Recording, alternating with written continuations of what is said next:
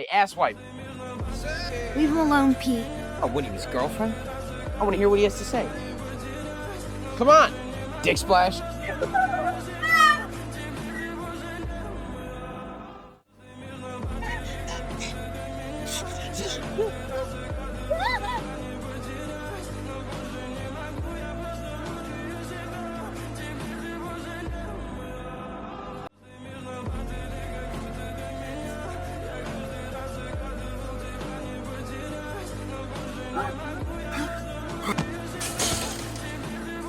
Come on, fight back!